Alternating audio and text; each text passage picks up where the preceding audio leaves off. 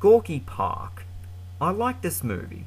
Despite the fact that they couldn't actually film in Russia because of the Cold War, the film feels so authentic that I could have sworn that they were in Moscow. The mystery is well written, it's full of twists, and is filled with quite a few interesting characters that all play a role in making the story more complex. The actors all do fairly well, but I didn't think anyone was particularly great. I thought it was a little bit slow in some parts, but the ending is totally satisfying and it was really cool to see a crime movie set in the USSR. The Road. This is a really bleak and depressing movie, and as far as these sorts of movies go, I think that this was pretty good. The performances by Viggo Mortensen and the actor who plays his son are moving, and the only thing in it more moving is the ending that's filled with a strong sense of hope, which has all the more impact given the material throughout the entire movie. I have heard some people say that they didn't care for this given how grim it is, but I think the way in which the story of survival is brought to life in this film is just awesome. Very good movie, in my opinion. Check it out. Invictus. I'm a big fan of Clint Eastwood, both acting and directing wise, so of course I wanted to see this.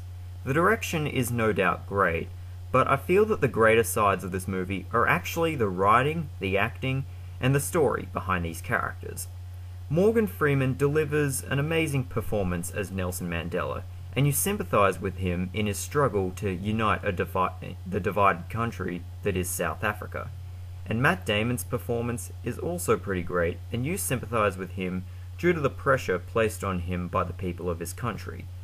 I'm not a sports fan, but these kinds of movies are usually great, and Invictus is no exception.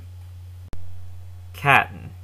I'm interested in World War II, as many of you know, and I've never seen a film dealing with the horrific Katyn massacre committed by the Soviet secret police in occupied Poland. Personally, I did like this movie, but it was a little bit disappointing. I expected it to focus on the incident a lot more, but it instead just dragged on with a drama based around it. The movie came off as really slow sometimes, and in general, I just don't think that this was the essential movie dealing with this event. If I were to make a movie about Katyn, then I would have done something way different. Still, it's not a bad movie, I just expected a bit more, and it is worth a watch. Crybaby. I haven't seen many movies by John Waters, so I went to see this mainly to get an understanding of the way in which he makes films, but also because I'm a fan of Johnny Depp. While I don't consider this movie to be great, it's certainly good. The movie I'm sure everyone would compare this to is Grease, and while I don't think this has anything on that classic, this one still has nice musical pieces, a solid performance by Johnny Depp, a solid supporting performance by the gorgeous Amy Locane, and a great recreation of 1950s America. The humour is often very campy, which will certainly hurt the enjoyment factor for some people, but I didn't mind it too much. Overall, not great, but it's good. South Park, Bigger, Longer, and Uncut. As a kid, I used to be a huge fan of South Park, and back then, I absolutely loved this movie. I hadn't seen it for about 7 years, so I gave it a rewatch, and I have to say that it's pretty well written, despite the sheer vulgarity of the humour, and the mixture of this alongside the musical side was a really nice touch. Quite a few of these songs are quite memorable, notably the one where Cartman sings about how Kyle's mom is a bitch. As you'd expect, the film would be quite offensive, but with that put aside, I think that a lot of people would enjoy this, regardless as to whether or not they're a fan of South Park. The Way Back. Similar to The Road, this movie also has a strong theme of survival in a bad situation, but I feel that it wasn't executed quite as well, and this kinda disappointed me, given that this was directed by Peter Weir, and he's directed some amazing movies.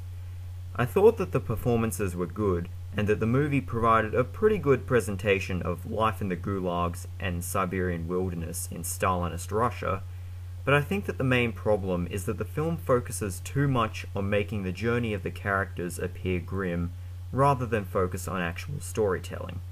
It's a good movie, but not really something that I think would be worth a second watch. Stripes. Directed by Ivan Reitman and starring Bill Murray and Harold Ramis, you'd expect it to be similar to Ghostbusters. And it is.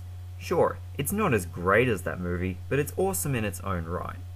Bill Murray's antics are absolutely hilarious, and the film is filled with so many great scenes, some of the most notable being the parts around the end set in Czechoslovakia. While it certainly doesn't exemplify any qualities that make it stand out from any other comedy with Bill Murray, you can definitely expect a funny movie that mocks life in the army. That's what I got from this, and I think that if you're just looking for a cheery little movie that makes you feel good, then Stripes is the way to go. The Karate Kid remake. Originally, I condemned the very idea of making this. The Karate Kid from 1984 is one of my favourite movies of all time, and a great coming-of-age story and piece of 80s nostalgia. After seeing the reviews though, I was actually curious towards seeing this remake, and I can honestly say that I liked it quite a bit. Do I think that it's on par with the original? No, but it doesn't need to be. It's faithful to the original, but also has enough material to stand on its own. I wasn't a big fan of Jaden Smith's performance as Dre, but I thought Jackie Chan was really good as Mr. Han, even though I feel he doesn't hold a candle to Pat Morita from the original. I also have to say that I really disliked the soundtrack. I still hold the view that the making of this movie was pointless, but I really enjoyed watching it, and I think that fans of the original shouldn't be too hard on it. Hugo. I saw this movie yesterday, and I was really anticipating it for a while, given that Martin Scorsese is my favourite filmmaker. What needs to be said? This is a new Scorsese classic that I think is going to be remembered as one of his best. It may not be another Taxi Driver or Raging Bull, but it's still excellent. The story of young Hugo and the supporting characters is engaging, but what I think the best thing about this movie was the way in which it tributed the early years of cinema and the filmmakers of that particular time. Being a film enthusiast, I can see that Scorsese really had his heart in this movie, given the topic, and I know that I'd have the same mindset if I were him. The cinematography of the film is breathtaking, to say the least, and it helps capture the feel of 1930s Paris from the point of view of a young boy. I wasn't a fan of the 3D, I found that to be quite distracting, but everything else about this film is excellent. This is one of my favourite movies from 2011, and one that I will definitely be buying on DVD. Scorsese, thank you once again for making another brilliant film. And this concludes my video, guys. I hope you enjoyed it, and I'll see you later.